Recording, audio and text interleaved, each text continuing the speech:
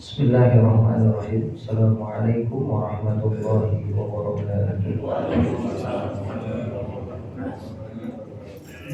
Asbahna wa asbahal mulku lillah walhamdulillah la ilaha illallah wahdahu la syarika lah. Lahul mulku wa lahul hamdu wa huwa ala kulli syai'in qadir. Asbahna ala fitratil Islam wa kalimatil ikhlas wa ala dini nabiyyina Muhammadin sallallahu alaihi wasallam وعلى ملة أبينا إبراهيم حنيفا وما كان من المشركين اللهم إنا نسألك علما نافعا ورزقا طيبا وعملا متقبلا اللهم إنا نعوذ بك من أن نشرك بك شيئا نعلمه ونستغفرك لما لا نعلم آمين يا رب العالمين.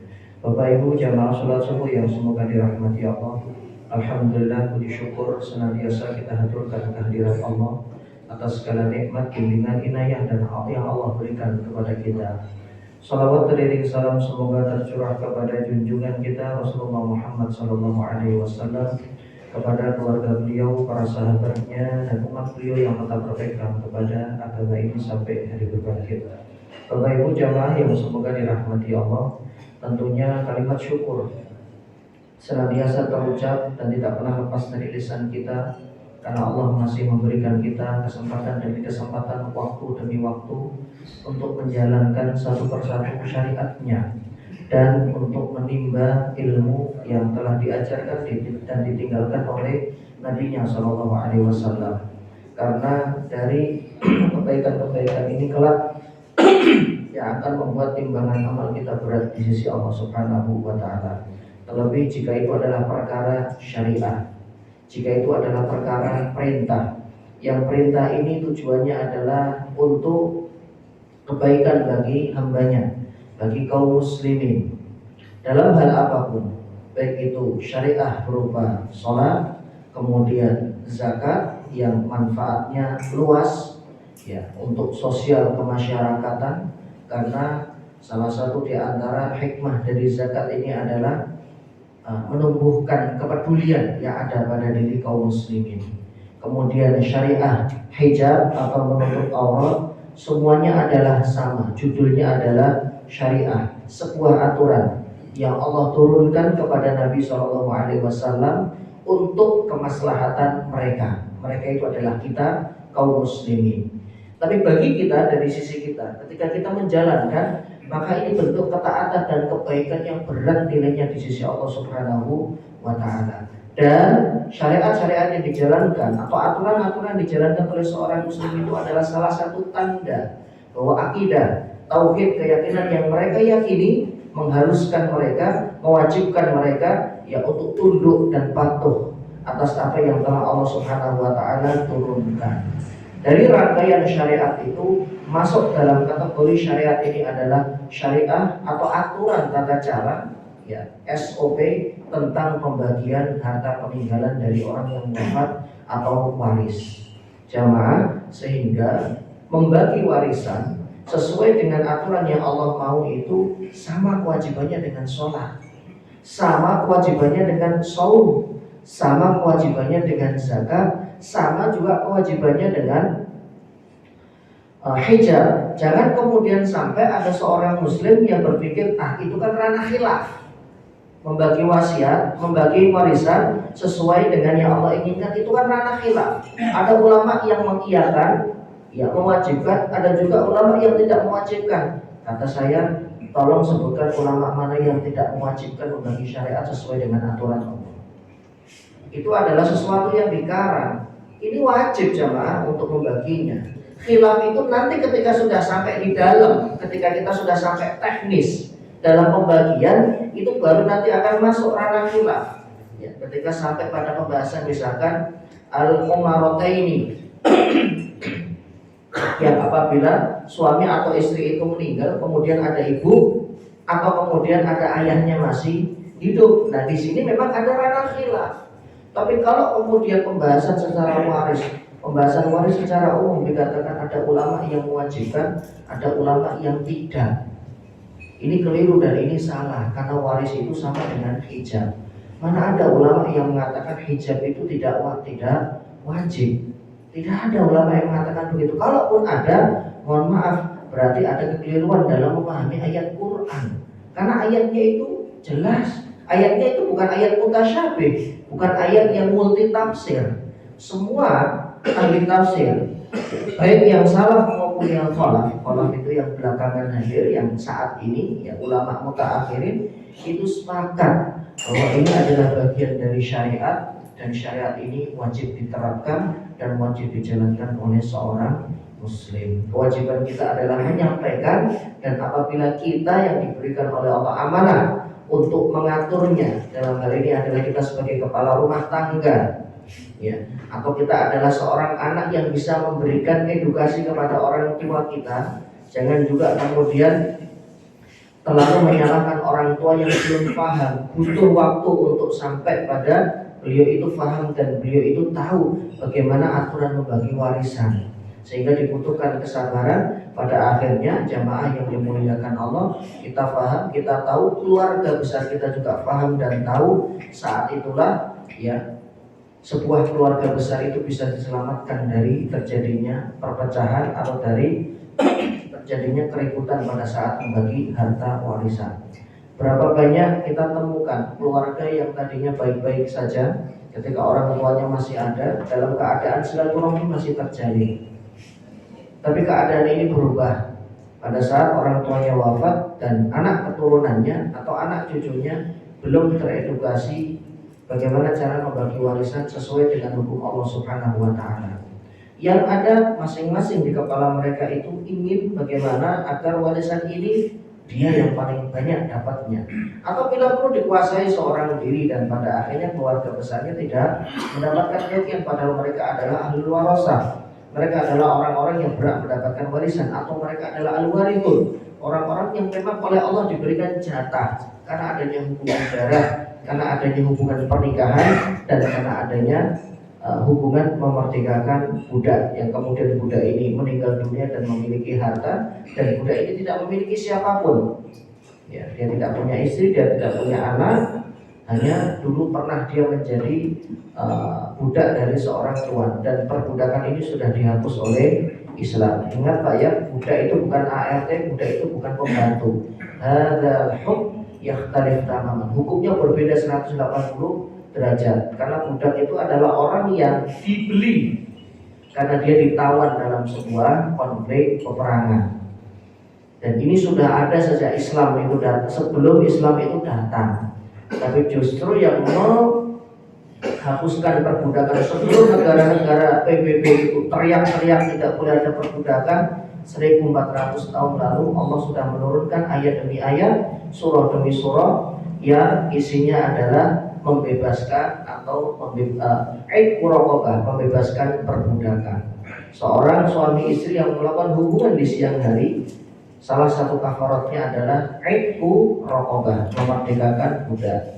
Kemudian kafaratul yamin, orang yang sudah pernah bersumpah untuk melakukan sesuatu atau meninggalkan sesuatu, dan kemudian dia menganulir sumpahnya, tidak menepati sumpahnya, maka salah satu kafaratnya adalah aitku raqabah, memerdekakan budak. Dan masih banyak perkara-perkara lain yang diatur oleh Islam, yang kemudian tujuannya adalah agar perbudakan itu sudah tidak ada lagi di muka bumi. Sehingga jamaah yang semoga dirahmati Allah, sudah selesai masalah perbudakan ini. Sebagian ketiga dari saling mewarisi itu, yaitu karena sebab mengadakan budak, secara otomatis juga sudah tidak ada, sampai nanti ditemukan lagi ya adanya perbudakan, dan Islam lagi-lagi akan menghapusnya.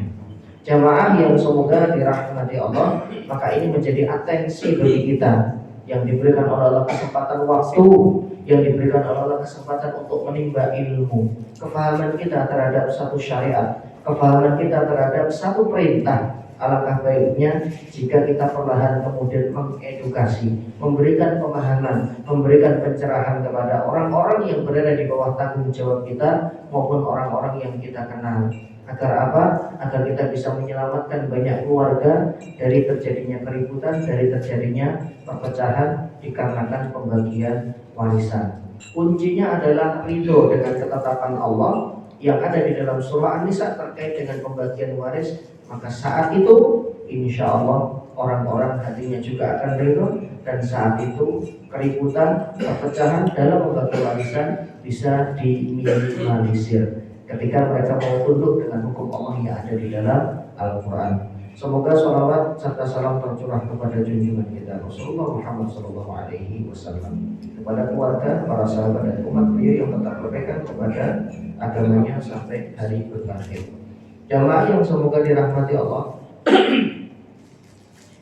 bagian yang ke-11 yang akan kita urai adalah bagian waris saudara atau saudari seibu. Dan ini menjadi bagian yang terakhir dari furud muqaddarah. Furud muqaddarah itu apa? Ahli waris yang mendapatkan bagian, langsung Allah yang membagi sekian bagiannya. Loh Ustaz, memang cuma 11? Enggak Pak, ahli waris itu banyak. Paman itu ahli waris, sepupu ahli waris, keponakan itu ahli waris, cucu juga ahli waris. Cuman tidak semua mereka bagiannya ditentukan oleh Allah di dalam Al-Quran. Bagian mereka ditentukan oleh hadis Nabi SAW. Beliau bersabda, Al-hiqu al-faraidu li ahliha. Hadis riwayat Imam Abu Dawud. Bagikanlah warisan itu kepada orang-orang yang berhak, yaitu ahli warisnya. Fama baqiya, baru di kalimat fama baqiya. Kalau sahib atau dzawil furud atau ashabul furud itu sudah mendapatkan bagiannya, mereka adalah orang-orang yang dibagi langsung di Quran bagiannya oleh Allah, sudah mendapatkan bagiannya. Fama baqiya, kemudian ada sisa. Biasanya memang ada asobah, ada sisa. Kepada siapa sisa ini diberikan? Li aula rajulin dzakar. Bagian ini diberikan kepada ahli waris yang berjenis kelamin laki-laki yang lebih dekat dengan si mayit. Dari hadis inilah baru kemudian berlaku pembahasan mengenai al-hajbu. Siapa menghalangi siapa? Sehingga keberadaan paman dan keberadaan keponakan secara bersamaan, maka keponakan ini akan terhalang oleh adanya paman. Dari mana Ustaz kok bisa memutuskan ini dihalangi ini dan bukan saya memutuskan. Kesimpulannya secara garis besar adalah dari hadis tadi yang barusan saya bacakan. Fama baqiya li aula rajulin dzakar. Maka jika warisan itu sudah dibagi kepada furud muqaddarah dan kemudian masih ada sisa, disinilah kemudian berlaku ya, ahli waris siapa yang lebih prioritas. Apa ukurannya? Apa acuannya? Harus ada patokannya dong Pak. Kan begitu. Kalau tidak, nanti semua ahli waris mengaku saya lebih prioritas karena dulu dia saya sekolahkan, misalkan begitu. Yang menjadi prioritas dan acuan ya, patokannya itu apa? Patokannya adalah hubungan darah. Siapa yang hubungan darahnya lebih dekat dengan si mayit, itulah nanti yang akan diprioritaskan. Maka seorang cucu perempuan atau cucu laki-laki dari anak perempuan ketika bertemu mewarisi bersama dengan cucu laki-laki dan cucu perempuan dari anak laki-laki, mereka kalah. Dari sisi kedekatan mereka tidak lebih dekat karena semua pewaris, ahli waris dari jalur perempuan itu hanya sampai pada anak perempuan saja. Selebihnya mereka sudah bukan lagi ahli waris prioritas, mereka ahli waris dzawil arham. Makanya jarang kita temukan ketika membagi waris itu bibi. Kan di dalam bahasa Arab itu kan ada istilah ammun, kemudian ammatun, khalun, khalatun. Ini beda Pak artinya. Sama-sama sama-sama tante, sama-sama paklek, sama-sama bule. Tapi dalam bahasa Arab dibedakan. Kalau dalam bahasa Indonesia, saya menyebut adiknya bapak saya bule. Saya menyebut adiknya laki-laki bapak saya Pak Lek atau Om. Tapi saya juga menyebut adiknya ibu saya laki-laki dan perempuan Om dan Bule. Gimana cara membedakannya? Sama-sama menyebutnya dan memanggilnya Om dan Bule. Dalam bahasa Arab dibedakan. Kalau Ammun dan Ammatun itu adalah Pak Lek, Bule, Pak D dari jalur ayah. Ya, khalun dan khalatun itu semuanya dari jalur ibu. Dari 4 orang ini siapa yang menjadi ahli waris prioritas? Masukkan hadis Nabi sebagai rumus. Fama baqiya li aula rajulin dzakar. Kalau ada sisa, maka yang lebih diprioritaskan adalah ahli waris berjenis kelamin laki-laki yang lebih dekat kekerabatannya dengan mayit, yaitu amun, paman. Dari mana paman ini? Dari jalur ayah. Makanya hampir jarang kita temukan paman dari jalur ibu, adiknya ibu, kakaknya ibu, atau bule dari jalur ibu itu kemudian menjadi ahli waris. Loh, bukannya kalau kayak gitu udah adil loh, bukan. Mereka nanti sudah dapat bagian dari jalur yang lainnya. Mereka ahli waris, tapi ahli waris yang tidak prioritas, namanya dzawil arham. Nanti kalau sudah orang-orang ini sudah wafat lebih dulu, karena saya pernah menyelesaikan beberapa kali ya pembahasan mengenai dzawil arham, ada memang kerabatnya sudah meninggal semua dari jalur laki-laki, pada akhirnya dzawil arham lah yang kemudian mendapatkan bagian. Tapi bagiannya tidak sekian, semuanya dibagi rata, karena aturannya sudah berbeda dengan ahli waris reguler. Itu nanti ada pada pembahasan dzawil arham. Nah, sedangkan pada pagi hari ini ya pembahasan kita seputar saudara atau saudari seibu. Sebelum kita melangkah lebih jauh, agar kita bisa mendefinisikan dulu, ada saudara seayah, saudari seayah, ada saudari seibu, ada saudari kandung. Kalau dalam bahasa Indonesia kita mengistilahkan tiri, semuanya saudara tiri. Tidak dibedakan, mau yang dari ibu, mau yang dari ayah, tapi semuanya disebutnya adalah saudara tiri. Tapi dalam bahasa Arab dibedakan al-akhli ab, al-akhli saudara seayah, saudara seibu. Saudara kandung apa? Al-akh asy-syaqiq, al-ukhtu asy-syaqiqah. Itu ada penyebutannya. Makanya penyebutan waris biasanya kalau karena ini asalnya adalah bahasa Arab yang diterjemahkan dari kitab, ya mereka penyebutannya, para ulama penyebutannya adalah dengan menggunakan istilah-istilah tersebut. Jadi ini ibunya pernah menikah 2 kali, ibunya sama, ya bapaknya yang berbeda. Ibunya sama, bapaknya berbeda. Contoh, ada ibu fulana A kita sebutnya, menikah dengan bapak B, kemudian punya anak 2, laki-laki dan perempuan, 1 laki-laki 1 perempuan. Mereka pisah, cerai, atau suaminya wafat. Ibu A menikah lagi dengan suami C setelah masa iddah habis, kalau beliau cerai atau meninggal dunia suaminya. Kemudian dari pernikahan kedua punya juga 2 orang anak, laki-laki dan perempuan. Antar anak ini menyebutnya satu leteng saudara atau saudari seibu. Nanti turunan mereka juga menyebutkan paman atau bibi seibu, paman atau bibi seibu, seperti itu. Kemudian turunannya lagi keponakan seibu, sepupu seibu, dan begitu seterusnya. Itu dari jalur, karena dari indukannya sudah berbeda penyebutannya, bukan sekandung, tapi ini adalah seibu. Nah, jamaah yang dimuliakan Allah, ahli waris seibu itu selalu dapat, kecuali yang meninggal dunia itu punya anak laki-laki 1, atau ayahnya dari almarhum itu masih hidup. Mereka inilah yang bisa menghalangi saudara waris seibu. Saudara seibu itu tidak bisa dihalangi oleh saudara kandung. Yang terhalang oleh saudara kandung atau yang terhalang oleh saudara kandung itu adalah saudara atau saudari seayah. Nah, jangan bingung Mbak ya. Ini semuanya adalah permainan istilah. Kalau kita belum bisa mendeteksi dan memahami istilah demi istilah, kita akan kesulitan memahami waris. Karena di dalam pembahasan waris itu istilah seperti ini sangat urgent sekali untuk dipahami, untuk kita bisa memilah dan memilih siapa jalur darahnya fulan dari arah kekerabatannya fulan, siapa dari arah kekerabatannya fulan, sehingga kemudian kita tahu untuk membaginya. Bagian waris saudara seibu, saudara satu ibu, baik laki-laki maupun perempuan mendapatkan bagian 1/6. Syaratnya adalah 1, yang meninggal dunia tidak memiliki keturunan. Saya sering sampaikan dan ini menjadi rumus ya. Kalau yang meninggal dunia itu satu tidak punya keturunan, warisan pasti melebar, pasti keluar. Yang kedua, dia punya keturunan tapi anak perempuan saja, nggak punya anak laki-laki, itu pasti melebar.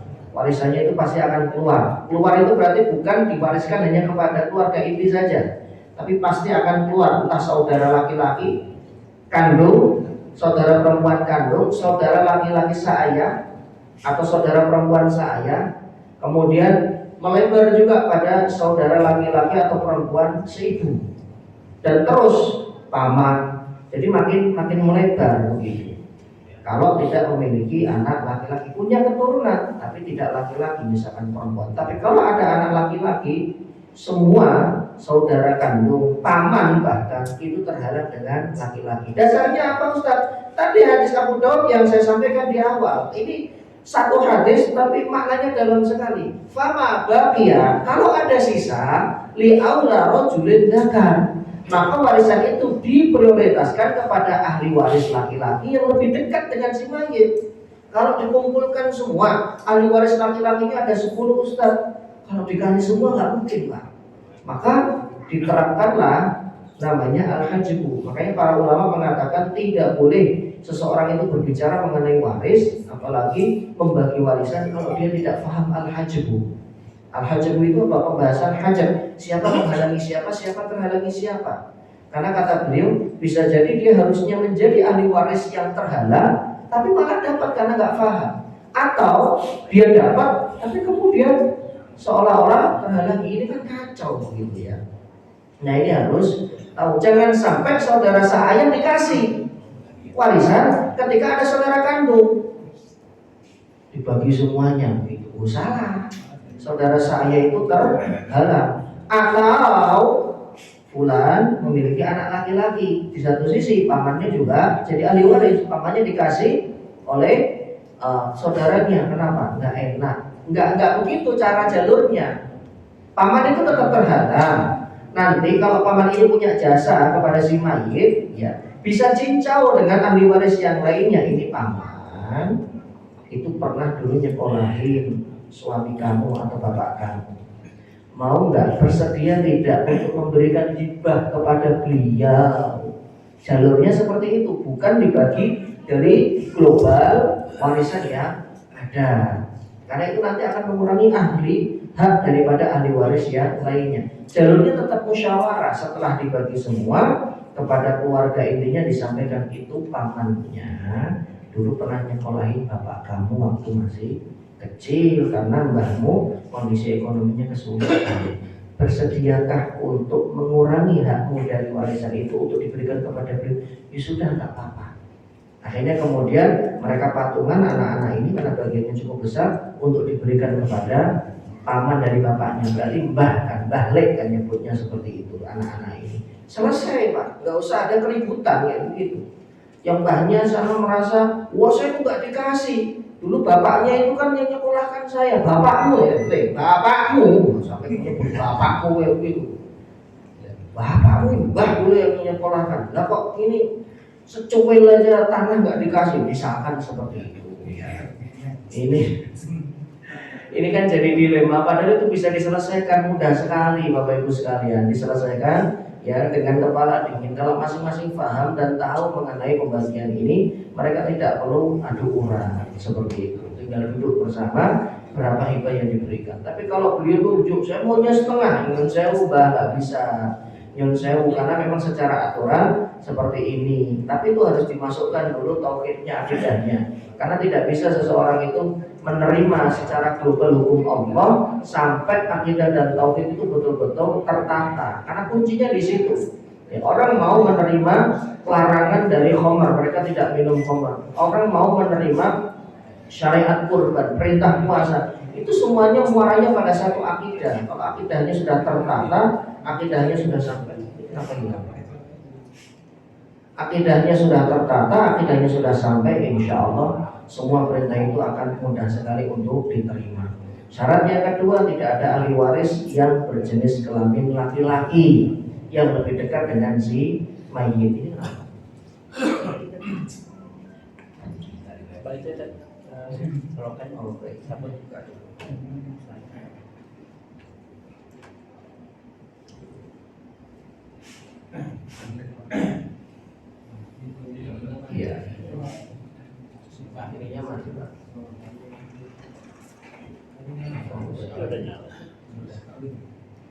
Baik.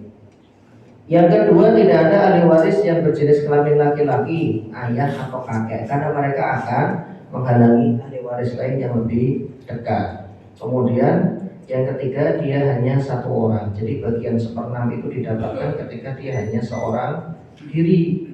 Bagaimana kalau berjamaah jumlahnya lebih dari satu, nanti ada bagiannya yaitu sepertiga. Jadi mereka mendapatkan seperenam ketika seorang diri, tidak ada saudara seibu yang lainnya. Contohnya adalah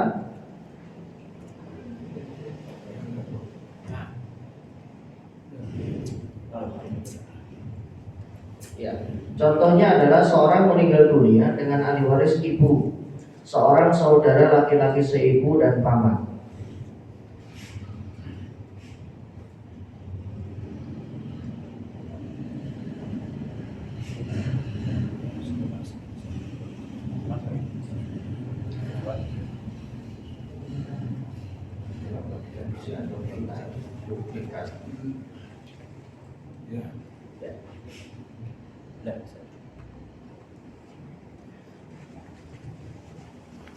Seorang meninggal dunia dengan ahli waris ibu, seorang saudara laki-laki seibu dan paman.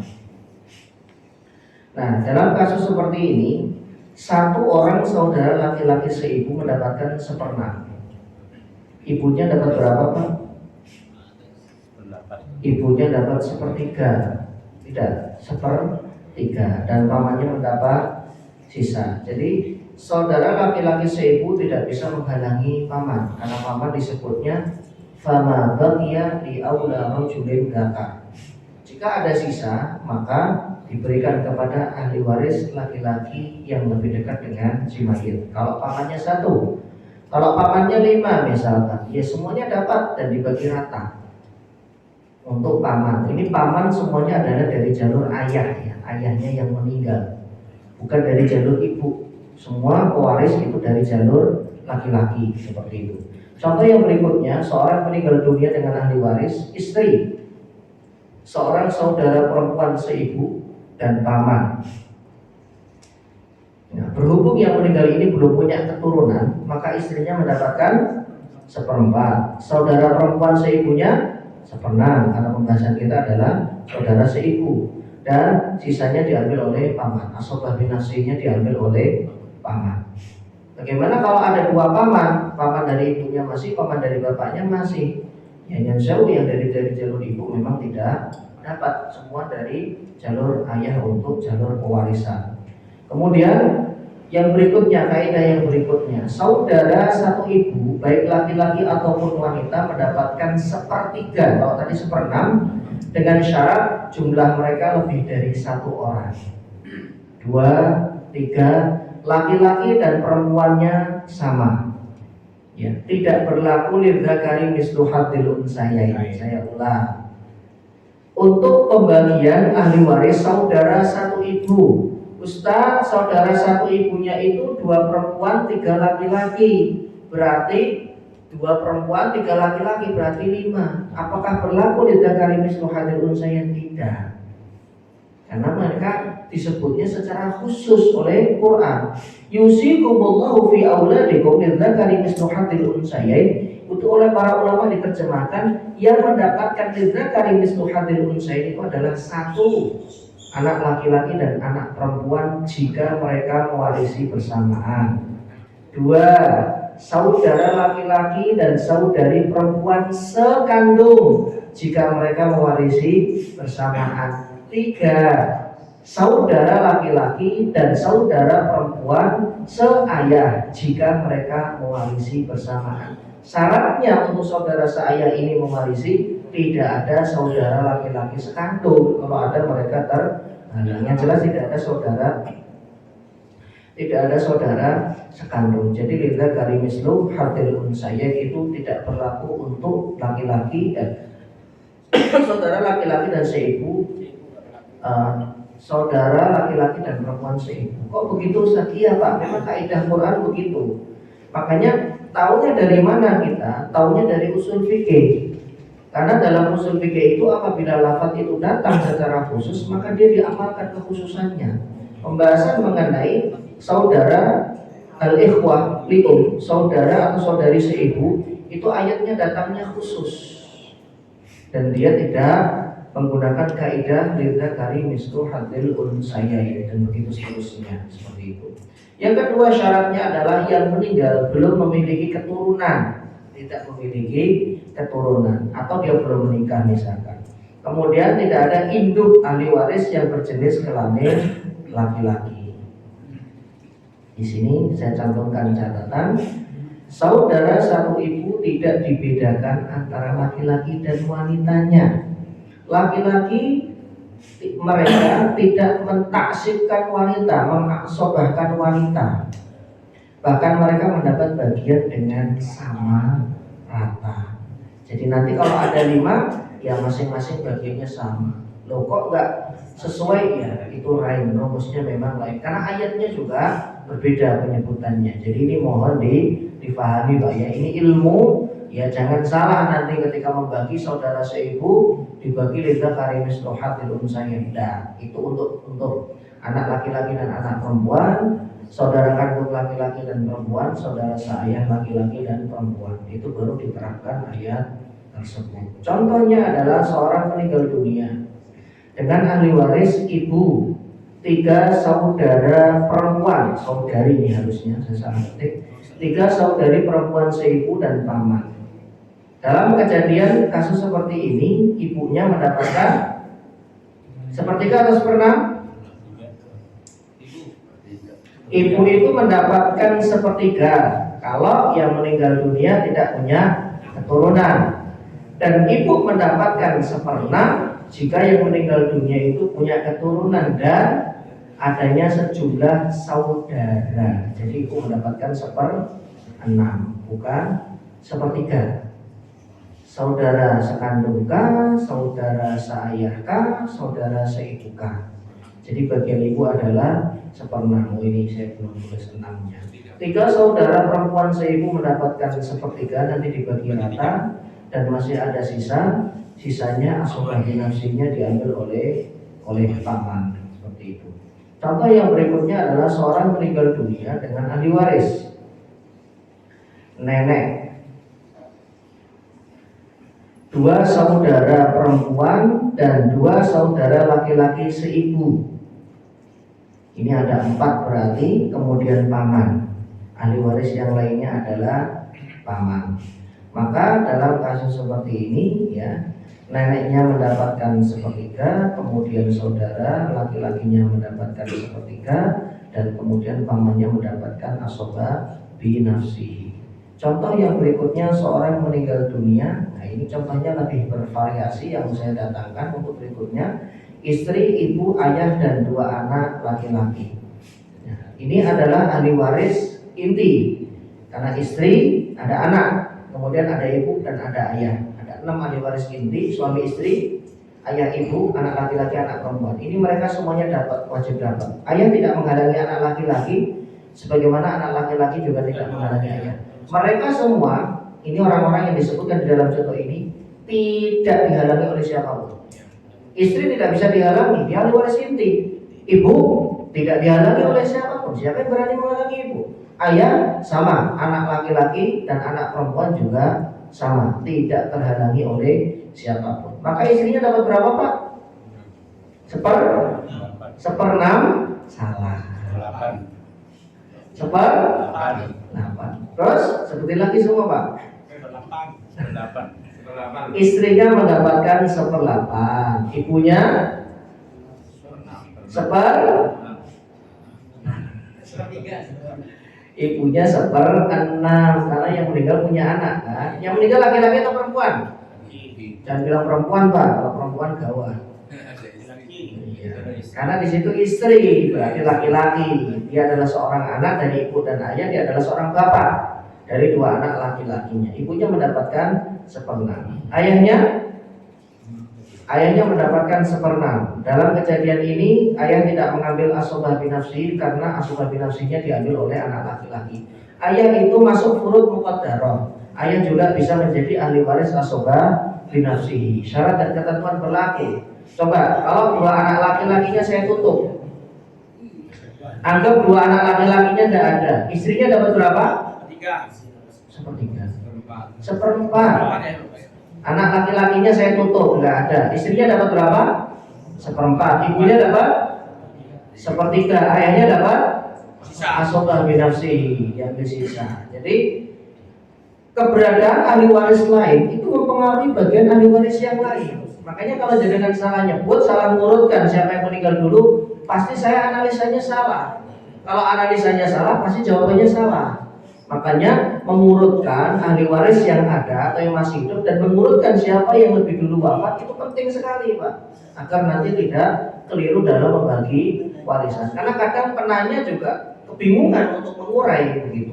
Enggak, ininya masih hidup, berubah lagi sampai 3 kali misalkan begitu. Maka pastikan dulu urutan yang wafat siapa, pada saat fulan yang wafat yang masih hidup siapa, ya agar tidak salah dalam mengurutkan dan membagi warisnya. Seorang meninggal dunia dengan ahli waris seorang istri, 2 anak perempuan dan ayah. Anak perempuan semua nih. Anak perempuan sepertiga, Pak. Ya. Istrinya dulu, istrinya dapat berapa? 8. 8 atau seperempat? Apa seperenam? Seperlapan. Istrinya dapat 1/8. 2 anak perempuan? 2/3. 2/3. Kemudian ayahnya? Sisa. Ayahnya mendapatkan asobah binafsi. Fama baqiya li aula rajulin dzakar. Karena yang berjenis kelamin laki-laki cuman ayah dari almarhum. Kalau ayahnya ayah tiri dapat berapa, Pak? Ayah sambung tidak dapat. Ya, ahli waris itu hanya mereka yang ada hubungan darah, hubungan pernikahan, dan hubungan memerdekakan budak. Yang ketiga ini sudah tidak ada. Jadi antara dua itu, walaupun nikahnya baru seminggu misalkan, kemudian meninggal dunia, maka mereka bisa saling mewarisi begitu. Misalkan janda dengan duda misalkan begitu. Contoh yang berikutnya, seorang meninggal dunia dengan ahli waris, istri 3 anak perempuan dan saudari 2 saudari perempuan. Sekandung ya pasti, Pak ya. Kalau saya nggak menyebut ibu atau saya, berarti ini sekandung. Bagaimana ini? Pertanyaan saya, 2 saudari perempuan sekandung itu terhalangi atau tidak?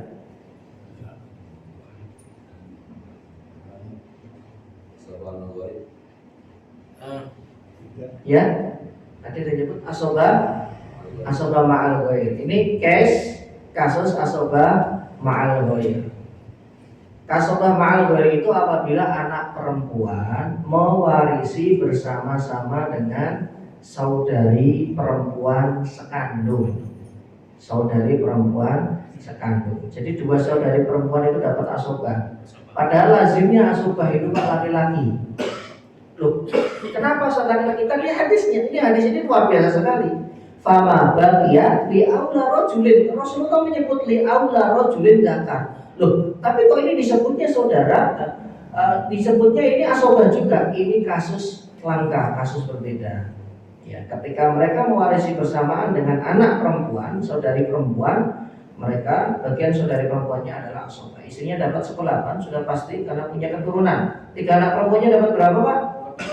2/3. 2 saudari perempuan sekandung, mereka mendapatkan asobah ma'al ghair. Jangan sisa, Pak. Kalau sisa nanti ayah juga sisa. Karena asobah itu ada 3, bil ghair, asobah binafsihi, bil ghair, kemudian ma'al ghair. Dan mereka beda-beda. Ya, istilahnya beda-beda, orang-orangnya juga berbeda.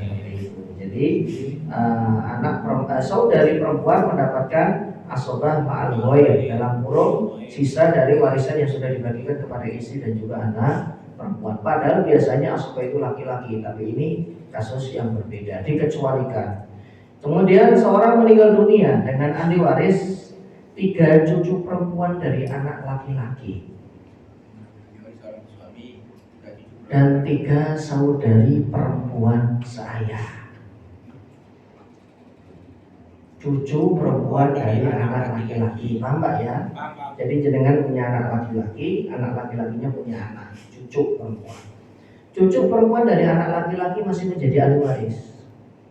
Prioritas ketika tidak ada ahli waris lain yang lebih dekat. Dan cucu laki-laki dari anak laki-laki selalu dibedakan dan selalu saya sebutkan di belakangnya dari anak laki-laki atau dari anak perempuan. Karena dari anak perempuan mereka sudah bukan ahli waris prioritas lagi. Ya, mereka dzawil arham. Kemudian 3 saudari perempuan saya ini juga masih hidup. Maka dalam keadaan seperti ini suaminya mendapatkan berapa? Jadi yang meninggal ini perempuan. Suaminya mendapatkan kenapa nggak setengah?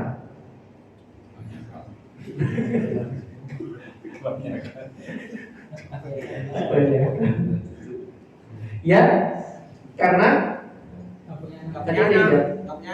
betul nggak punya anak. Kenapa dapat seperempat?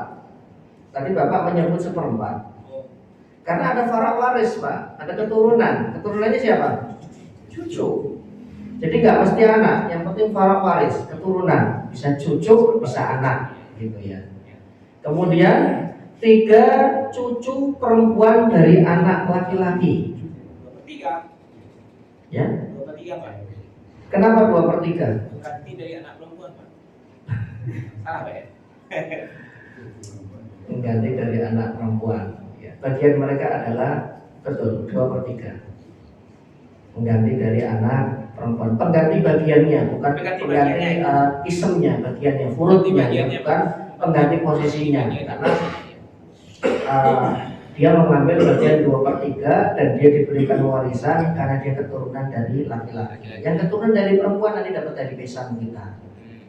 Kan jatuhnya anak laki-laki, kalau dari besan menantu kita kan anak laki-lakinya besan, ke bawahnya insya Allah mereka dapat. Kemudian 2 saudari perempuan, maaf 3 saudari perempuan seayah. Dalam kasus ini mereka mendapatkan asobah. Ya, ini juga ahli waris perempuan yang dikecualikan. Begitu. Ini saya salah tulis, 3 saudari perempuan saya.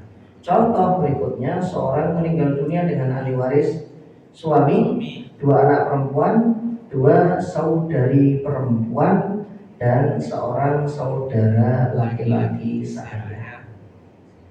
Ini kasusnya jarang, ya, karena yang sering kita selesaikan itu adalah sekandung. Ini ada seayahnya. Nah, ini bapak dapat PR. Ada yang meninggal nih Pak, ahli warisnya adalah suaminya, kemudian 2 anak perempuan, 2 saudari perempuan sekandung maksudnya Pak ya, saya lupa menulis sekandung, 2 saudari perempuan sekandung, dan 1 saudara laki-laki seayah. Suaminya dapat berapa? Ini dapat semua atau ada yang nggak dapat? Dapat semua. Dapat? Ya kita lihat nanti. Iya. Seorang suaminya dapat berapa Pak? Seperempat. Kenapa nggak setengah? Banyak.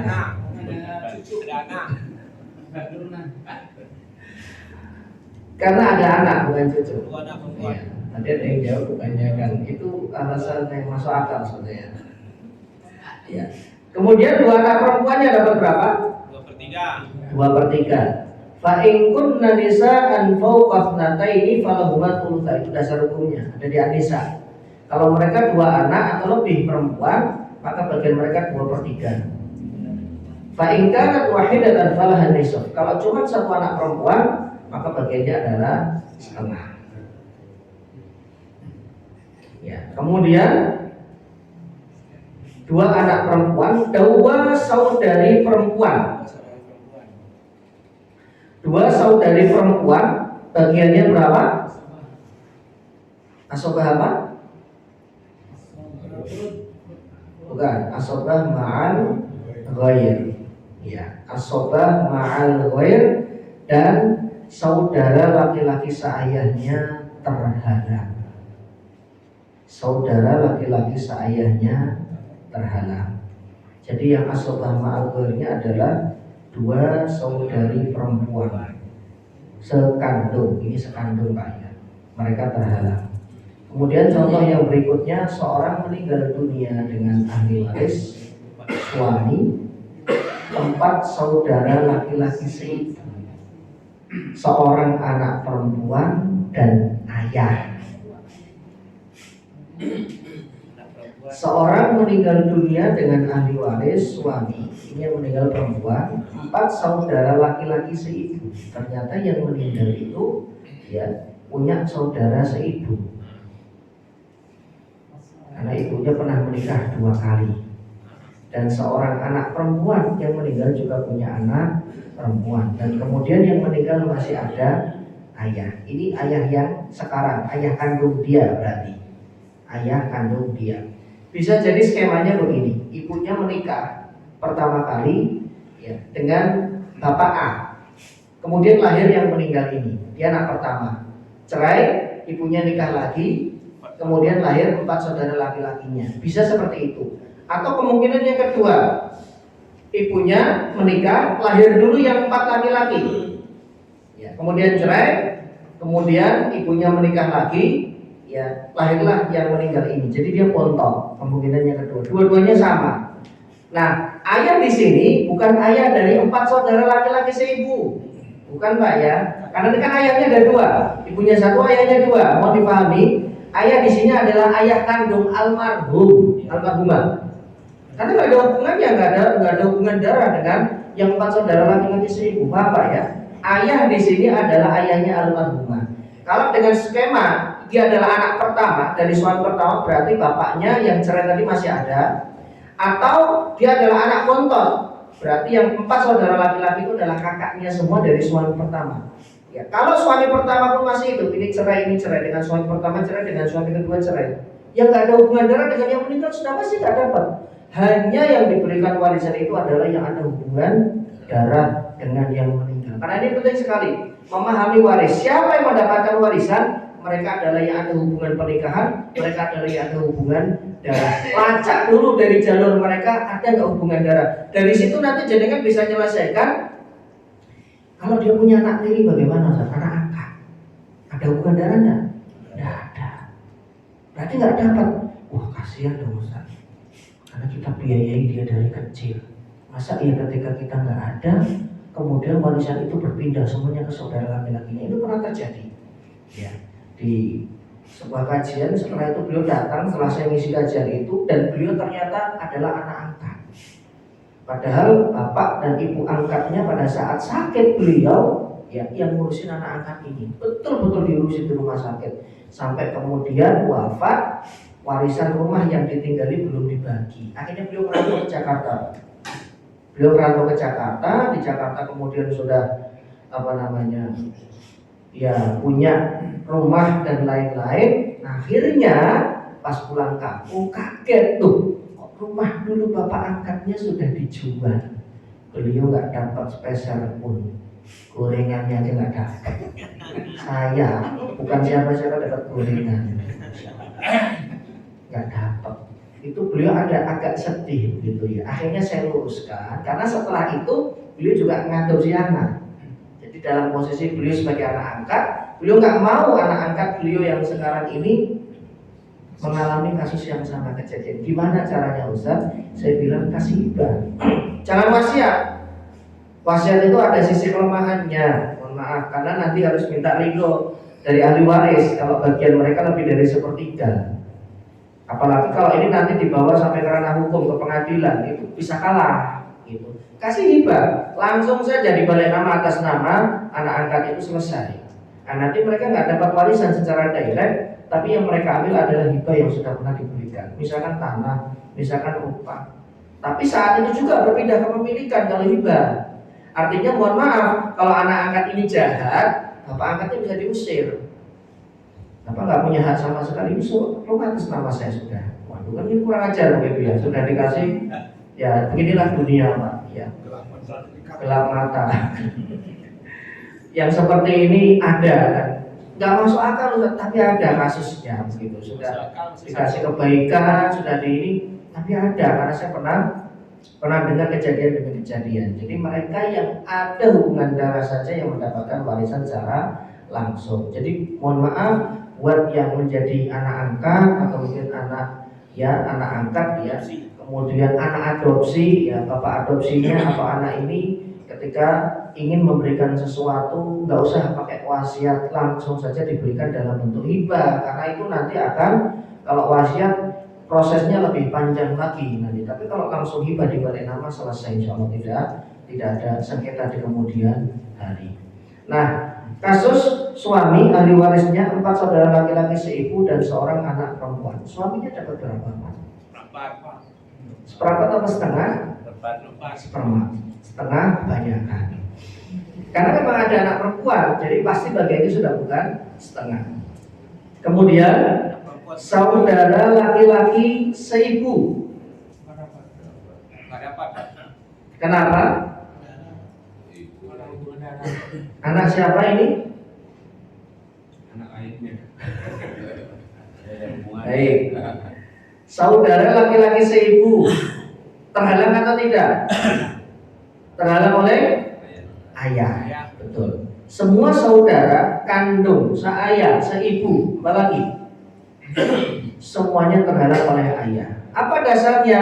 Fama baqiya li aula rajulin dzakar. Kalau masih ada sisa, maka diberikan kepada. Rasulullah tidak menyebutnya fama baqiya li ab. Inilah hebatnya permainan, bukan permainannya. Kata bahasa beliau. Rasulullah menyebutnya umum. Apabila ada sisa, karena li aula rajulin, rajul itu umum, Pak. Rasulullah tidak menyebut fama baqiya untuk anak laki-laki, enggak. Fama baqiya untuk paman, enggak. Hebatnya Nabi dalam menyebut kata-kata karena ini wahyu. Inilah yang disebut dengan jawami'ul kalim. Itu adalah beliau menyebut rajul ini khusus, rajul ini umum, berlaku untuk semua ahli waris laki-laki. Setelah Rasulullah menyebut kekhususan di sabda beliau sebelumnya, fama baqiya, ya al-hiqu al-faro itu li ahliha. Mana kekhususannya? Li ahliha. Nabi membatasi faraid atau warisan itu hanya dibagi kepada ahli waris. Orang di luar ahli waris, saya mohon maaf, Anda nggak dapat. Ahli waris seperti apa? Ketika mereka sudah dapat semua furud muqaddarahnya, kalau ada sisa diberikan kepada ahli waris berjenis kelamin laki-laki. Mau Anda paman, mau Anda keponakan, mau Anda sepupu. Kalau Anda berjenis kelamin laki-laki, maka Anda masih bisa mendapatkan warisan dengan catatan Anda adalah yang terdekat dengan si mayit. Maka dalam keadaan seperti ini ayah menghalangi saudara laki-laki seibu. Ini saya salah ketik, saya tulisnya 1. Kemudian perempuan mendapatkan setengah. Perempuan mendapatkan setengah, anak perempuan mendapatkan setengah, dan asobah binafsinya atau 1/6 dan sisanya diambil oleh ayah dari almarhum. Kemudian contoh berikutnya, seorang meninggal dunia dengan ahli waris istri, 3 saudara perempuan seibu. Kemudian ada ibu, ada seorang anak laki-laki dan ada paman. Ini sudah ada anak laki-laki. Siapa yang mundur? Dari ahli waris ini yang mundur siapa? Anak laki-laki dah kelihatan. Hilalnya dah kelihatan ini, Pak. Paman mundur, paman. Yang saya jangan mundur kayak keluar dari ruangan biar nggak bikin ribut. Lo harus paham, Pak. Oh, ada anak laki-laki. Saya nggak ikut ya. Lo sudah, saya nggak ikut karena saya bukan ahli waris. Atau kalau ikut diam. Karena makin banyak orang bersuara itu makin ricuh pembagian waris sampai tunjuk-tunjukkan alhamdulillah. Sebenarnya kalau semuanya paham, ngerti posisinya. Kayak pernah waktu itu saya ngobrol dengan salah satu jamaah, saya nggak ikut campur, tak kenapa? Saya posisinya mantu. Jadi saya nggak tahu sama sekali. Istri saya yang maju, nah itu bagus, ini kan benar. Gak usah ngomporin istrinya juga, biar karena itu hak pure istrinya, Pak. Ya. Itu punya istrinya pure. Nanti ini ya, rumahnya di sana, tanah yang di sana. Gak usah kayak begitu. Jangan ngomporin juga, nanti malah ricu begitu. Ketika kita bukan menjadi ahli waris, maka posisi kita adalah mundur. Itu lebih baik. Biarlah istri kita yang ikut rembukan, nggak perlu juga dipengaruhi. Mama itu kayaknya mama itu dulu punya emas deh. Kamu ambil emasnya, itu ada emas batangan sekilo kedua. Itu ricu nanti, Pak, betul. Ya, dia akan berjibaku dengan saudara-saudara yang lainnya. Mereka mau duduk kemudian bagi secara hukum syariah aja sudah bagus. Nah, tinggal nanti kesepakatannya dicari solusi yang terbaik. Apakah rumah ini mau dijual rumah orang tuanya, atau rumah ini misalkan dibagi ya di depan notaris, tapi fisiknya masih ada. Kemudian nanti perjanjiannya kalau di situ ada poin-poinnya, kalau ada yang membutuhkan maka yang lain ahli waris yang membayarin. Itu nanti kan baik kesepakatan ya. Yang penting masing-masing sudah mendapatkan bagian. Sudah ada kertas, itu adalah bagiannya. Jaga-jaga nanti kalau tidak ada umur, warisan ini bisa teruskan kepada anak dan juga suaminya. Jadi paman mundur. Terus 3 perempuan seibu mundur. Sisanya istri, ibu dan anak laki-laki saja. Istrinya dapat berapa? 1/8. Ibunya dapat 1/6. Sisanya diambil oleh anak laki-laki. Luar biasa, masya Allah. Jadi al-hajbu ini harus betul-betul diterapkan, dan kita harus tahu agar tidak terjadi kesalahan dan kekeliruan dalam membagi warisan. Nah, ini yang susah, munasakhah. Seorang meninggal dunia pada tahun 1998. Ketika beliau wafat, yang masih hidup adalah istri, ibu, 2 anak laki-laki dan 1 anak perempuan.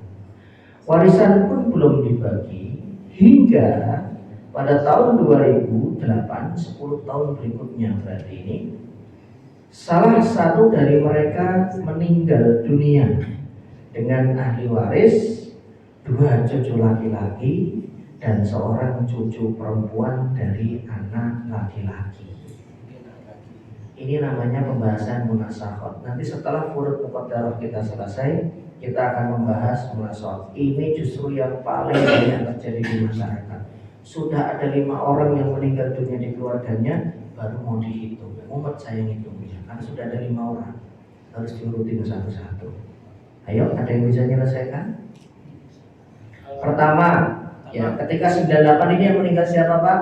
Suami dari istri, anak laki-laki dari ibu, ayah dari anak laki-laki dan perempuan. Ya. Tahun 2008 ini yang meninggal siapa? Salah satu dari 2 anak laki itu, Pak. Ya. Salah satu dari 2 anak laki itu meninggal. Salah satu dari 2 anak laki-laki yang meninggal. Ya. Enggak dong, Pak. Kalau salah satu dari anak laki-laki nyebut anak perempuan ini adalah saudara perempuan. 2 cucu laki-laki. Padahal di sini penyebutannya adalah cucu laki-laki. Nah, ini yang bisa mengurai berarti sudah paham menempatkan antara yang meninggal dengan yang hidup. Al-mutawaffa dengan al-waris. Yang bisa mengurai siapa? Ini dulu diurai. Kalau ini belum paham, nggak akan bisa menyelesaikan. Siapa yang meninggal? Anak laki-laki 1 meninggal, tapi dia punya cucu. Punya anak. Jadi anak itu sebagai cucu. Terus yang perempuannya? Yang perempuannya anak juga nih. Istrinya yang enggak, yang satu saudara, 1 anak perempuan itu kan jatuhnya saudara laki-laki, saudara perempuannya, Pak. Istrinya meninggal, istrinya seorang cucu perempuan. Jadi yang meninggal siapa? Istrinya. Istri dari anak laki-laki. Bukan istri dari anak laki, Pak. Dari ibunya. Dari ahli waris pertama. Ini ada banyak orang nih, satu-satu. Coba, ini dengar dulu, Pak. Istri dari suami yang pertama meninggal, Pak. Istri dari suami. Oh, istri ini. Ya, istri yang Oke, istri dari tahun 98. 98. Istri ini nyebut kedua anak-anak ini cucu. Kan penyebutannya, Pak. Nah, berarti salah, bukan itu, Pak. Coba yang lain. Jangan. Bingung. Saya juga bingung kalau nyelesain, Pak. Makanya kalau jenengan nyebutnya salah, saya bingung. Jadi yang meninggal ini siapa di 2008? Ibu Yang meninggal. Ibu suaminya satu orang. Telepon tadi, Bang. Suaminya meninggal. Suaminya siapa? Iya. Pak. Yang meninggal. Yang 2008. 2008 ini yang meninggal siapa? Kalau tadi Pak. Anak laki-laki yang 2 tadi, Pak. Ya. Kalau 2 anak laki-laki, salah satunya meninggal, berarti 1 anak perempuan itu di 2008 jadinya saudara perempuan dong, Pak. Ini kan nggak ada. Itu ibu dari anak laki. Yang meninggal siapa? Ibu. 2008 itu yang meninggal adalah ibunya dari almarhum yang pertama 98. Karena ketika ibu ini meninggal, istrinya ini hubungannya dengan ibu apa? Mantu. Mantu dapat nggak, Pak? Enggak ada hubungan darah. Jadi yang jadi ahli waris ibu ini siapa? Cucunya, gitu. Berhubung ini cucu laki-laki dari anak laki-laki dan cucu perempuan dari anak laki-laki, mereka dapat. Kelamaan sih Pak. Iya kelamaan. Bahasa Indonesia gitu sih Pak. Gimana? Bahasa Indonesia gitu Pak. Bahasa Arab lebih rumit lagi. Tapi kan jelas Pak. Iya. Tidak jelas ya Pak. Iya, jadi ini adalah yang meninggal ibu. Oke, yang 98 kita selesaikan dulu. Jangan hitungnya 2 cucu laki-laki. Ini kesalahan kita adalah yang kita hitung itu langsung di 2 cucu laki-laki dan 2 cucu perempuan. Salah. Diurutkan dulu, karena di situ ada ahli waris nanti yang tidak dapat, yaitu istri. Oke, di 98 istrinya dapat berapa? 1/8. Ibunya 1/6. Kemudian 2 anak laki-laki dan anak perempuan asoba bil ghair lidzakari mislu hadil unsayain. Sahamnya ada berapa? 5. Dibagi berapa? 5. Ya, 2 anak laki-laki kali 2 jadi 4 tambah 1 anak perempuan. 5. Jadi sisa dari istri dan ibu dibagi 5, keluar angka itulah bagian anak perempuan, dikali 2 itulah bagian anak laki-laki. Di 2008 ibunya meninggal. Warisan mana yang dibagikan? Yang 1/6 Pak. 1/6 dan aset yang beliau punya kalau beliau kerja, tanah, mobil dan semuanya yang atas nama ibu ini. Gitu. Jadi semuanya yang namanya warisan, beliau dapat warisan dari mbahnya berupa tanah berhektar-hektar. Ya. Diwariskan kepada siapa? Istrinya atau mantunya? Enggak, mereka tidak ada hubungan darah. Dan ibu ini tidak punya saudara lagi, maka diwariskan kepada cucunya. Berapa bagian mereka? Enggak, lidzakari mislu hadil unsayain. Jadi cucu juga mendapatkan lidzakari mislu hadil unsayain. Dibaginya 5. Misalkan ada 100 hektar yang masing-masing 20 hektar. 20 hektar untuk perempuan, yang laki-laki masing-masing 40 hektar. Begitu seterusnya. Baik, sampai di sini silakan jika ada yang mau ditanyakan atau mau dilanjut Pak sampai dulu. Saya yang nggak bisa jualan. Ya kan pasti juga pasti ada kebutuhan belanja atau mungkin ada acara yang lain. Jadi kita tutup. Sebelum saya tutup ada ditanyakan? Baik, kalau tidak ada saya cukupkan sekian. Insya Allah kita akan sambung masih di Al Hidayah Channel ya, TV dakwah Al Hidayah. Semoga kita semua diberikan oleh Allah kefahaman dan semoga kita diberikan oleh Allah kesehatan dan umur panjang, umur yang berkah. Subhanaka Allahumma wa bihamdika asyhadu an la ilaha illa anta astaghfiruka wa atubu ilaik. Assalamualaikum warahmatullahi wabarakatuh.